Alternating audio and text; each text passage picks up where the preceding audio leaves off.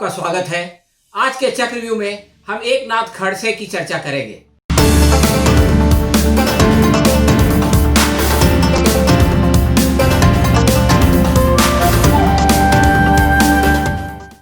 दोस्तों, एकनाथ खड़से के रिजिग्नेशन ने महाराष्ट्र में पेशवाई की याद ताजा कर दी।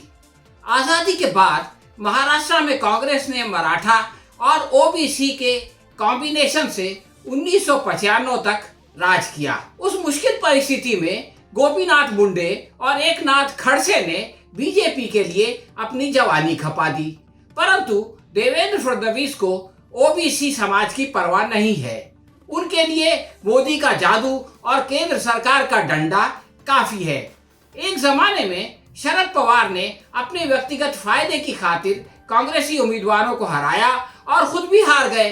फडणवीस ने भी इसी प्रकार खड़से की बेटी रोहिणी और पंकजा मुंडे को पराजित किया, मुनगंटीवार और विनोद तावड़े का टिकट काटा और खुद सबसे बड़ा पक्ष होने के बावजूद विपक्ष में बैठने पर विवश हो गए। एकनाथ खड़से के महत्व का अंदाजा इस प्रकार लगाया जा सकता है कि पहली शिवसेना बीजेपी सरकार में जब वो सिंचाई और रेवेन्यू मंत्री थे, उस समय केंद्रीय मंत्री नितिन गडकरी इलेक्शन जीतने के बजाय एमएलसी होकर मंत्री बने थे। 2009 से 2014 के बीच एकनाथ खड़से विपक्ष के नेता की हैसियत से कांग्रेस और एनसीपी से लड़ रहे थे। अब शरद पवार की घड़ी बांधकर कमल की जड़ खोदने का काम करेंगे। अजब इत्तेफाक है कि शिवसेना के साथ बीजेपी की 25 साल पुरानी दोस्ती को 2014 में खत्म करने वाला खड़से अब शिवसेना के मुख्यमंत्री की काबीना में बैठकर मौज करेगा। इसे कहते हैं जो मोदी से नामुमकिन है वो पवार है तो मुमकिन है। 40 साल बाद एकनाथ खड़से पार्टी की प्राथमिक सदस्यता से इस्तीफा देते हुए भावुक हो गए और उनकी आंखें नम हो गई। इस मौके पर उन्होंने पार्टी के लिए अपनी सेवाएं और अपने साथ होने वाले दुर्व्यवहार गिनाए और देवेंद्र फडणवीस को इसका दोषी ठहराया। उन्होंने कहा कि इस व्यक्ति ने मेरा पॉलिटिकल कैरियर तबाह कर दिया है। वो बोले, पार्टी से मेरी नाराजगी नहीं है, नाराजगी केवल एक व्यक्ति विशेष से है और उस व्यक्ति का नाम देवेंद्र फडणवीस है। क्योंकि सांताक्रूज पुलिस स्टेशन में जब अंजलि दमानिया ने उनके खिलाफ एफआईआर दर्ज कराने की बात की तो उसके पास कोई सबूत नहीं था, इसलिए पुलिस ने उसे लिखने से इनकार कर दिया। परंतु उसी समय किसी का फोन आया, पुलिस अफसर ने उससे बात की और उसके बाद एफआईआर लिखी जाने लगी। लाजिम है कि ये फोन मुख्यमंत्री की तरफ से आया होगा। तो इसका मतलब ये है कि मुख्यमंत्री ने खुद अपने एक मंत्री को अंजलि दमानिया के मामले में फंसाया। वो भावुक होकर बोले कि पूरे महाराष्ट्र ने देखा कि मेरे साथ क्या हुआ है।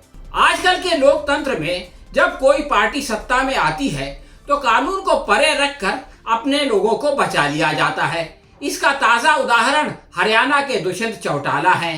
उनके उप मुख्यमंत्री बनते ही ओम प्रकाश चौटाला जेल से बाहर आ गए। इसी प्रकार विरोधियों को फंसाया भी जाता है। लालू प्रसाद यादव के खिलाफ भ्रष्टाचार के सारे सबूत मिल गए और नीतीश कुमार के सर्जन वाले सारे प्रूफ छुप गए। अमित शाह समेत गुजरात दंगों के सारे आरोपी छूट गए। बाबरी मस्जिद को गिराने वालों को उसका रक्षक बना दिया गया। परंतु महाराष्ट्र के अंदर 2016 में एकनाथ खड़से के साथ इसका उल्टा हो गया। बीजेपी की अपनी सरकार ने उन्हें फंसाया। पहले उनके सहयोगी गजानन पाटिल को एंटी करप्शन ब्यूरो ने एक जमीन के मामले में 30 करोड़ की रिश्वत के इल्जाम में गिरफ्तार कर लिया। फिर उन पर इल्जाम लगा कि पाकिस्तान में बैठे दाऊद इब्राहिम उनसे टच में है, यानी खड़से के घर से दाऊद को फोन जाता है। इसके बाद खड़से की बीवी और दामाद पर भोसरी की एक जमीन खरीदने में भ्रष्टाचार का आरोप लगाया गया। ये सारा मामला 1 महीने तक मीडिया में खूब चलता रहा और खड़से से इस्तीफा ले लिया गया और जैसे ही उन्होंने इस्तीफा दिया सब कुछ ठंडे बस्ते में चला गया।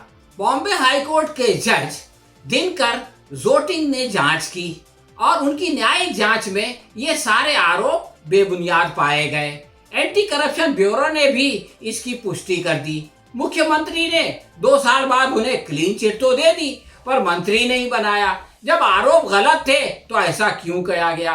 एकनाथ खड़से अपनी शिकायत लेकर केंद्रीय नेतृत्व के पास भी गए। उन्होंने प्रधानमंत्री से लेकर पार्टी के प्रेसिडेंट तक सबसे मुलाकात की। अमित शाह को अपना दुख सुनाया, राजनाथ को बताया।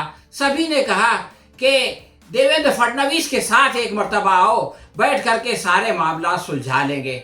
लेकिन देवेंद्र फडणवीस इसको अगले हफ्ते और अगले महीने टालते टालते उन्होंने 4 साल लगा दिए। केंद्रीय नेतृत्व ने भी देवेंद्र फडणवीस को कभी नहीं बुलाया। इससे पता चलता है कि मुख्यमंत्री के अपने प्रतिद्वंदी के खिलाफ की जाने वाली साजिश में केंद्र के नेता भी शामिल थे। उनको बहलाने के लिए उनकी बहू सुरक्षा को एमपी बनाया गया।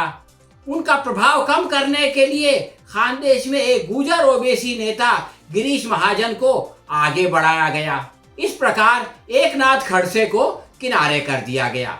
एकनाथ खड़से के अलावा अपने सारे कॉम्पिटिटर्स को देवेंद्र फडणवीस कमजोर कर चुके हैं। मुंडे की बेटी पंकजा मुंडे और नितिन गडकरी के करीबी सुधीर मुनगंटीवार के अलावा विनोद तावड़े का कैरियर भी समाप्त कर दिया गया है। इस साजिशी सियासत का परिणाम यह हुआ कि शिवसेना के बगैर 2014 में अपने बलबूते पर 123 सीट जीतने वाली बीजेपी 2019 में शिवसेना के समर्थन के बावजूद केवल 105 पर सिमट गई। इससे बड़ी शर्म की बात क्या हो सकती है कि सबसे बड़ी पार्टी बनकर उभरने वाली बीजेपी सरकार बनाने में विफल रही। अजित पवार को साथ लेकर सरकार चलाने का सपना देखने वाले शरद पवार के जाल में फंस गए। इस मौके पर राज्य मंत्री हसन मुशर्रफ कह चुके हैं कि ये तो बस एक झांकी है, आगे बहुत कुछ बाकी है। एकनाथ खड़से के इस्तीफे से शुरू होने वाला ये चक्रव्यूह कहाँ रुकेगा ये तो वक्त ही बताएगा। लेकिन ये बात निश्चित है कि एनसीपी के अंदर फिलहाल छगन भुजबल, जितेंद्र आव्हाड, धनंजय मुंडे और एकनाथ खड़से के आ जाने से ओबीसी समाज पर उसकी पकड़ बहुत मजबूत हो गई है। मराठा पहले से उसके साथ हैं। इसलिए अगर केंद्र सरकार कोई षड्यंत्र करके ये सरकार गिरा दे और चुनाव करा दे तो कमल बिखर जाएगा। हाँ तो दोस्तों, ये थी हमारी आज की समीक्षा। आपको कैसी लगी हमें कमेंट बॉक्स में लिखकर बताएं। अगर पसंद आई हो तो इसे लाइक करें और शेयर करें। हम बहुत जल्द किसी नए विषय के साथ आपकी सेवा में फिर उपस्थित होंगे। तब तक के लिए अनुमति दीजिए। धन्यवाद।